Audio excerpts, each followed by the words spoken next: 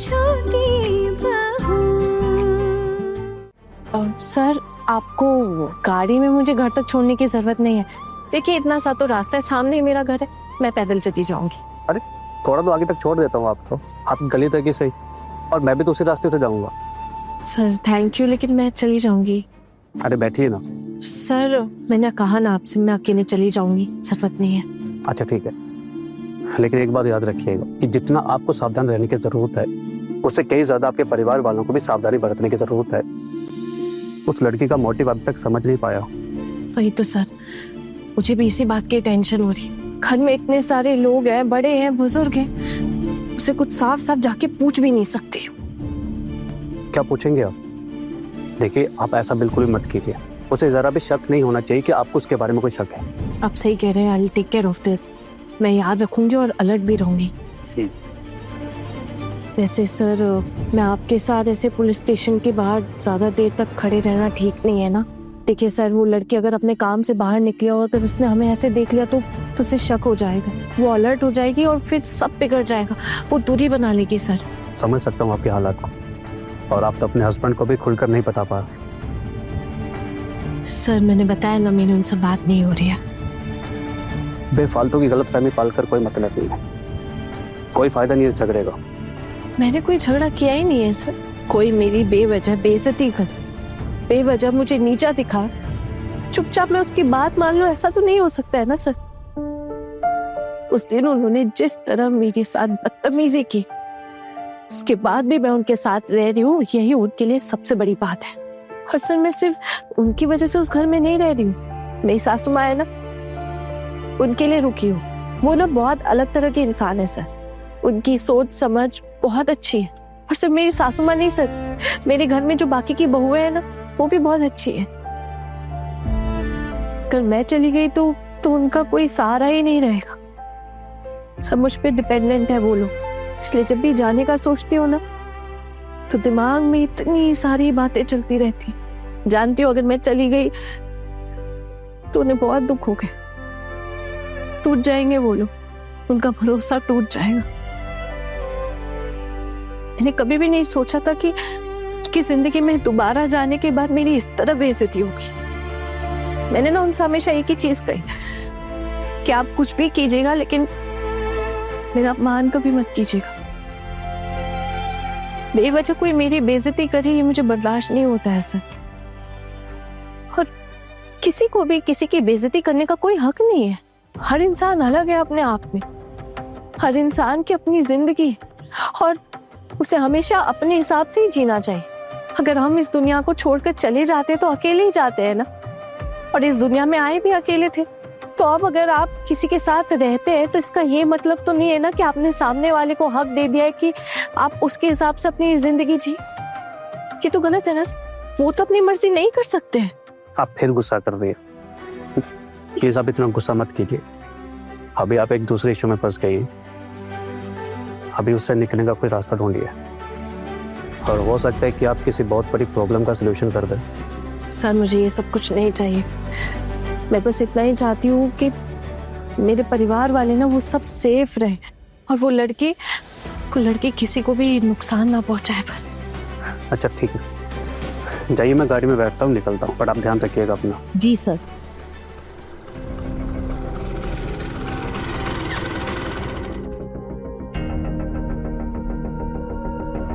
ये तो आना है, ये अपनी बॉस के साथ पुलिस स्टेशन के सामने क्या कर रही है? ये बात तो पता लगानी पड़ेगी, इसे नहीं छोड़ूंगा इन्हें।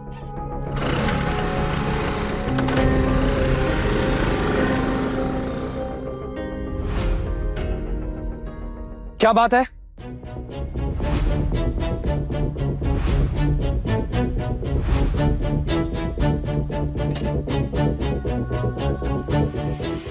ठाकुर जी, तो अब खाना भी हमें बनाना पड़ेगा, क्योंकि बहुओं ने तो मना कर दिया खाना बनाने से।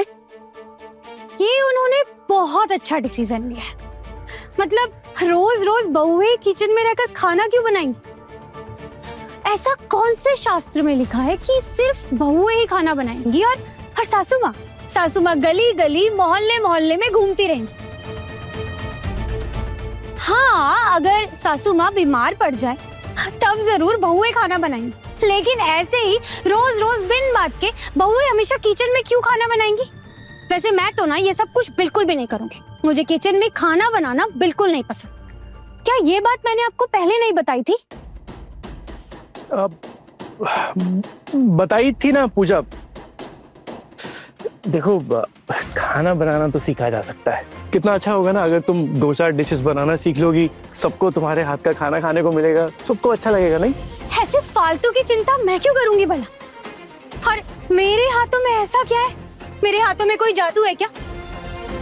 सुनिए, इतने झंझट की ना कोई जरूरत नहीं है। आप एक रसोइया रख लीजिए और वो ही सब कुछ करेगा। थोड़े पैसे खर्च कीजिए। आप शादी की है आपने, इतना भी नहीं करेंगे क्या आप? रसोइये से खाना बनवा लीजिए, किसी को कोई दिक्कत नहीं होगी।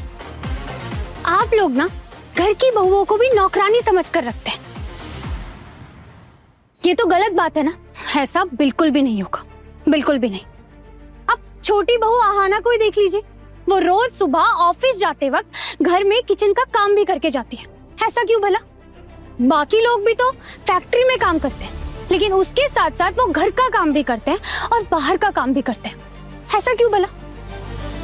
आप लोग क्या करते हैं? हाँ, आप लोग सिर्फ ऑफिस जाते हैं और घर आकर बहुओं पर हुक्म चलाते हैं।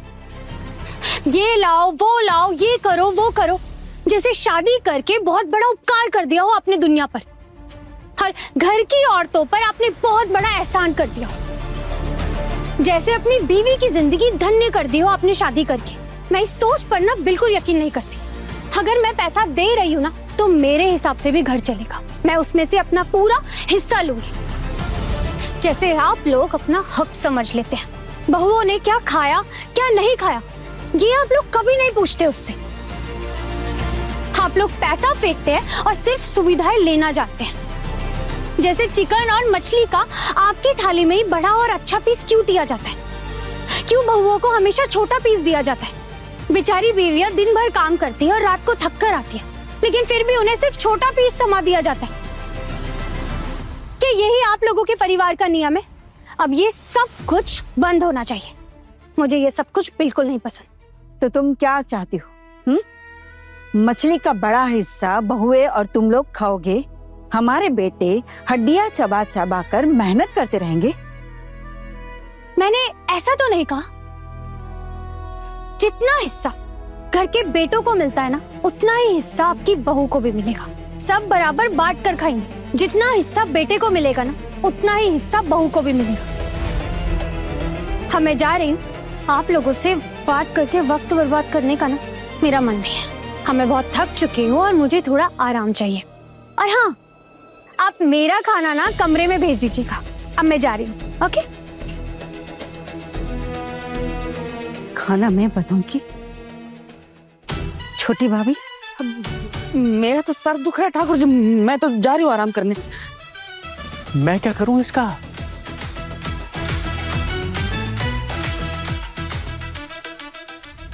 मैंने आपसे कुछ पूछा है। किस काम से आया मेरे मोहल्ले में? क्या बात है, बताइए। इस रास्ते पे आपका पुश्तैनी हक है क्या? मैंने ऐसा कहीं लिखा हुआ देखा तो नहीं। यहाँ इनको भी तो कोई काम हो सकता है ना, कि अपने काम के लिए यहाँ है। पिछली बार तो मैंने आपको छोड़ दिया था सर, इस बार नहीं छोड़ूंगा। बताइए, मेरे मोहल्ले में, मेरी गली में क्या कर रहे हैं आप? मैं यहाँ पे एक काम से आया हूँ और आहाना का भी साथ आना बहुत जरूरी था। और आप इतना ओवर रिएक्ट क्यों कर रहे हैं? और जब भी आप मुझे देखते हैं तो आप अपनी पत्नी पर से भरोसा क्यों उठ जाता है आपका? क्या आप विश्वास नहीं करते आप उन पर, या फिर कोई और प्रॉब्लम है आपको? मैं अपनी पत्नी पर विश्वास करता हूं या नहीं, इसका जवाब अभी आपको देता हूं। ये मोहल्ले वालों को बुलाता हूं, तब आपको इसका जवाब मिल जाएगा। हाँ, जवाब चाहिए ना? पहले बताइए, इस गली में क्या कर रहे हैं? बोलिए। ये सब आप क्या बोल रहे हैं और क्या करना चाहते हैं आप? आप अपनी हद पार कर रहे हैं अब अर्जुन। पिछली बार मैंने सब कुछ बर्दाश्त कर लिया था, लेकिन इस बार मैं बर्दाश्त नहीं करूंगी। अगर इस बार आपने मेरे सर की बेइज्जती की तो मैं आज ही घर छोड़कर चली जाऊंगी। आप धमकी दे रही हैं मुझे? हाँ, चली जाइए घर छोड़कर। वैसे भी आप घर में रहती थोड़ी हैं। होटल बना दिया आपने घर को। जब मर्जी आए तब आ जाती हैं, जब मर्जी आए चली जाती हैं। और वैसे भी मेरी भाभीयों को बिगाड़ कर रख दिया आपने। मैं अच्छी तरह जानता हूं आप किस तरीके की लड़की हैं जो हमेशा हर चीज बर्बाद कर देती है।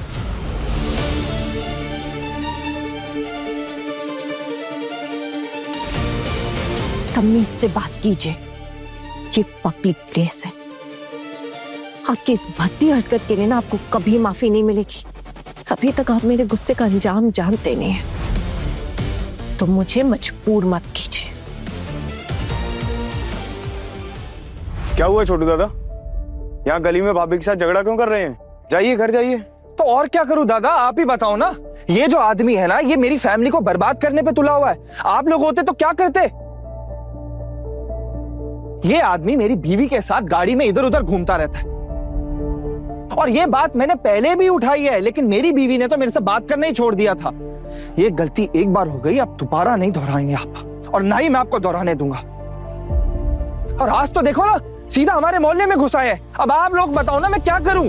बोलते क्यों नहीं, आप चुप क्यों खड़े हैं? ये तो धोखा हो गया ना सर। अरे आपको कोई गलत फहमी हो रही है, हर इंसान एक जैसा नहीं होता है। और आप अगर मेरी जगह होते तो शायद आप भी यही करते, लेकिन मेरी परवरिश अलग है। मैं ऐसा इंसान नहीं हूं, और मेरा और आपकी पत्नी का सिर्फ काम का रिलेशनशिप है, और हम काम के सिलसिले में हमें कई जगह जाना पड़ता है, और आज हम यहाँ पे भी किसी काम की वजह से आए हैं। कौन सा काम बताइए? किस काम से आप मेरे मोहल्ले में आए हैं? बोलिए ना, चुप क्यों खड़े, कुछ पूछ रहा हूं मैं। अर्जुन!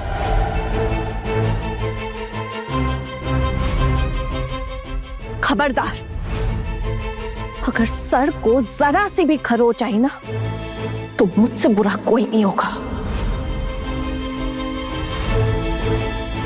अपने बॉस को बचाने के लिए अपने पति को ही धक्का मार दिया।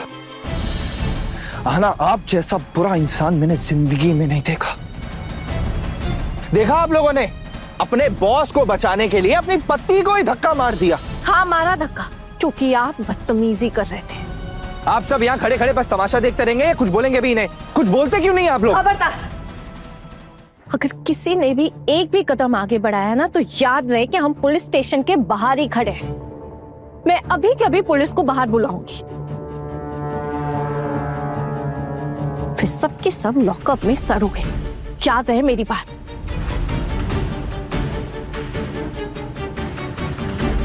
छोटू दा, ये आपका घर का मामला है, घर में जाके सुलझाइए। हम लोग को क्यों बीच में घसीट रहे हैं?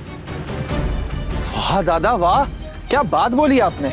मतलब आप डर गए ना, हवा टाइट हो गई आपकी पुलिस का नाम सुनते ही। आपका मेरा रिश्ता कहाँ गया? छोटू दादा बोला ना आपने मुझे।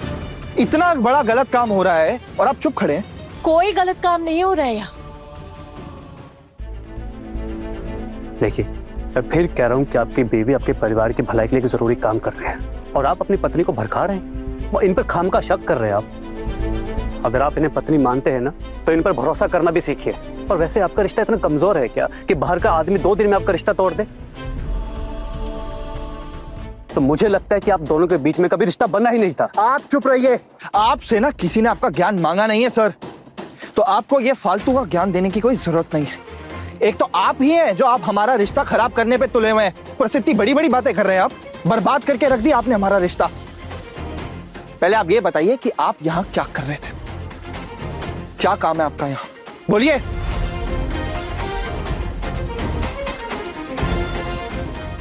मैं आपको अब कुछ भी बताने के लिए मजबूर नहीं हूं। अगर आपकी पत्नी चाहे तो वो आपको बता सकती है, और मैं अब आपको कोई भी बात नहीं बताना चाहता, ना ही अब आपके मुंह लगना चाहता हूँ। जब कहने को कुछ होगा ही नहीं तो क्या बोलोगे आप, है ना? और वैसे भी जहां तक रही बात अहाना की, वो तो झूठ ही बोलती हैं, तो उनके मुंह से सच सुनना तो पॉसिबल ही नहीं है। बस कीजिए अर्जुन, आप अच्छी तरह से जानते हैं कि मुझे झूठ बोलना बिल्कुल भी पसंद नहीं है, और मैं किसी से डरती नहीं हूँ। आप क्या करेंगे ऐसा जो मुझे आपसे डर डर कर जीना पड़ेगा? मैं क्या आपके कमाए हुए पैसे का खाती हूँ जो आप मुझे धमकी देंगे और मुझे डर कर जीना पड़ेगा? एक बात कान खोल कर सुन लीजिए आजा, मेरे पास रहने की कोई कमी नहीं है, और ना ही खाने पीने की कोई कमी है। अगर मैं अपने कमाए हुए पैसे अपने मायके दूंगी ना, तो मैं माँ के साथ रह सकती हूँ, और अगर जरूरत पड़े तो एक कमरा किराए पर लेकर माँ को भी वहां ले जाकर रह सकती हूँ। रह लीजिए कमरे में, और वैसे भी आपके बॉस तो है ही ना आपकी देखभाल करने के लिए, तो आप चिंता मत कीजिए। बस अर्जुन, अब अगर एक और शब्द बोला ना आपने, तो मैं आपके खिलाफ पुलिस कंप्लेन कर दूंगी। अब अगर एक और शब्द बोला ना आपने तो मैं आपके खिलाफ पुलिस कंप्लेन कर दूंगी और कहूंगी कि आप मुझे टॉर्चर कर रहे हैं। और सिर्फ इतना ही नहीं बल्कि आपके ऑफिस भी जाऊंगी, फिर देखते हो आप क्या करते हैं। असल में ना आप बदलने वालों में से है ही नहीं। बचपन से आप पोल्टू दादा को जो करते हुए देखते आए, आज आप भी खुद वही कर रहे हैं। लेकिन एक बात याद है, पोल्टू दादा ने जो अपनी पत्नी के साथ किया ना, वो आप मेरे साथ कभी नहीं कर पाएंगे। बहुत घमंड आ गया ना अपनी नौकरी का, इसीलिए बोल रही है ना ये सब।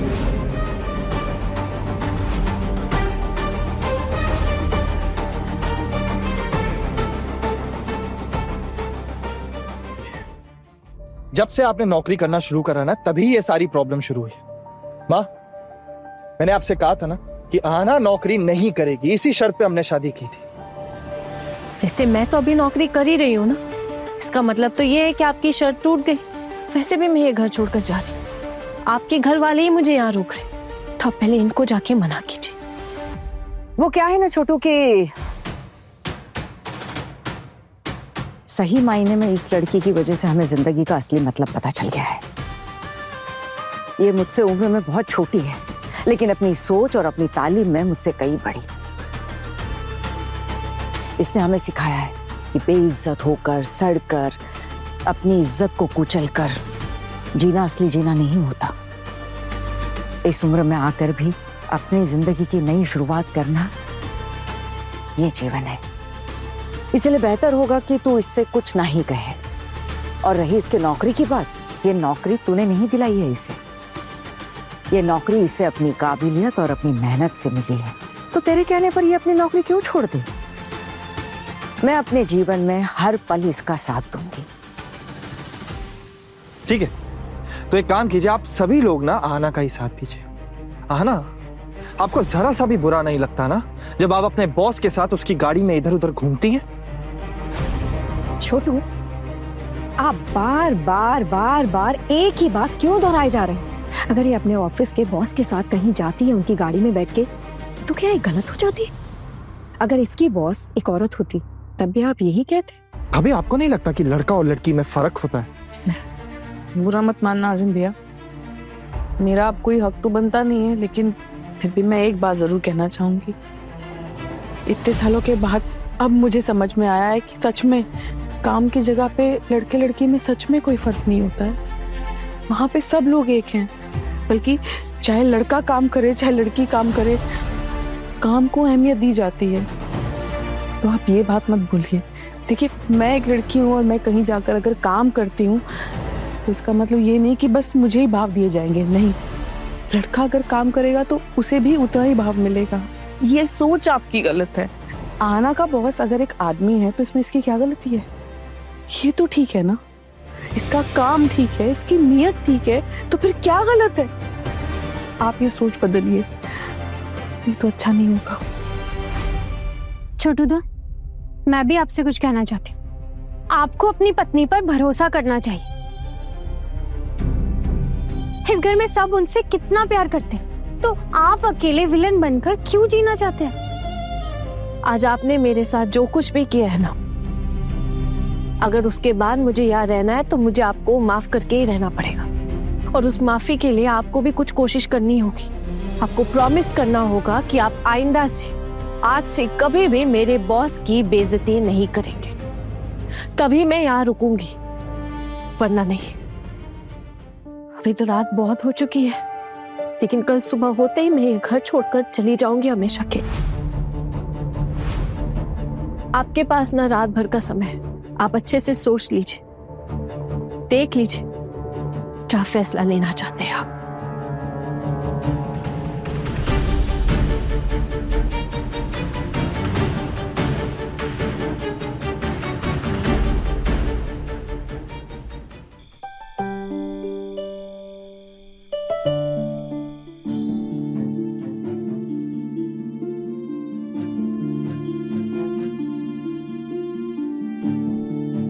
आहना, आपने टाइम देखा है? रात हो रही है ना, इस टाइम पे काम कौन करता है?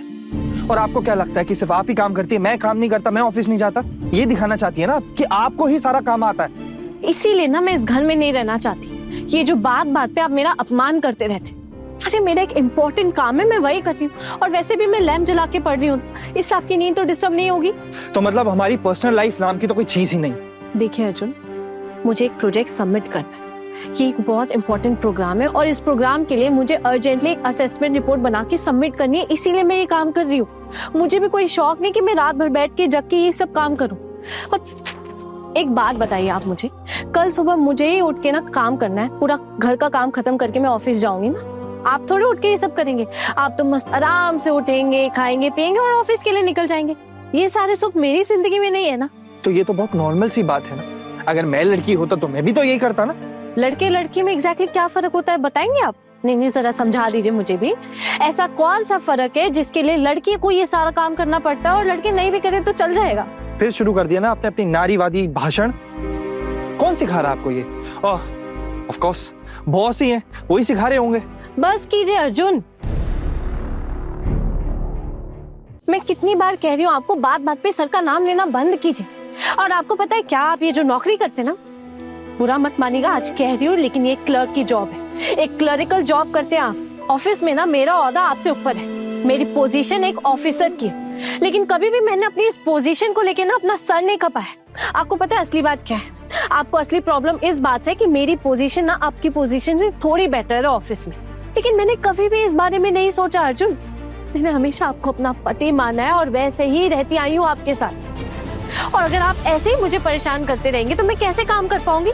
फिर इसके लिए तो मुझे कहीं और जाना ही पड़ेगा। सबसे बड़ी बात, अब जब मैं यहाँ नहीं आई थी तो आपने जाके माँ से कंप्लेंट कर दी मेरे बारे में, इसलिए मुझे आज इस कमरे में आना पड़ा। और अब जब यहाँ आके मैं लैम्प जला के इतनी लो लाइट में काम कर रही हूँ तो इसमें भी आपको प्रॉब्लम हो रही है। एक बात बताइए अर्जुन, अगर मेरी जगह आप होते और आप ऐसे काम कर रहे होते तो क्या मैं आपसे कुछ बोल पाती? चलिए मैं कह भी देती तो आप मान लेते उस बात को? आना, बात बात पर खुद को क्यों कंपेयर करती हो मेरे साथ? आप बताइए, मैं क्या इंसान नहीं हूँ? मुझे बुरा नहीं लगता, मैं नहीं चाहता आपका साथ, लेकिन ये सारी चीजें आपके दिमाग में नहीं आती क्योंकि आपका बॉस जो रहता आपके साथ। आप ना सर को अपना कॉम्पिटिटर बनाकर ये सारी बातें कर रहे हैं, लेकिन आपका उनका कोई कंपटीशन नहीं है। मैं एक बात बता दूं आपको, सर एक बहुत ही ईमानदार और इज्जतदार इंसान है, मैं उनकी बहुत रिस्पेक्ट करती हूँ, उनके काम की रिस्पेक्ट करती हूँ। वो एक फैमिली मैन है, शरीफ इंसान है, और जस्ट बिकॉज मैं एक लड़की हूँ आपको कोई हक नहीं बनता अर्जुन कि आप मुझसे इस तरह बात करें। ऐसा क्या काम कर दिया मैंने जिसकी वजह से आप मुझसे इस तरह बर्ताव कर रहे हैं? बोलिए। हम लाइट बंद कर सकते हैं क्या प्लीज? मुझे थोड़ा सा काम करने दीजिए, मैं लाइट बंद कर दूंगी फिर। ना मैं नहीं सो पाऊंगा, अगर लाइट नहीं बंद होगी कैसे आएगी मुझे नींद? अरे तो दूसरी तरफ मुंह घुमाकर सो जाइए ना थोड़ी देर के लिए प्लीज। देखिए वैसे इतनी सारी बातें करके ना आपने मेरा बहुत टाइम वेस्ट कर दिया, कुछ भी काम नहीं कर पाई हूँ मैं अभी तक।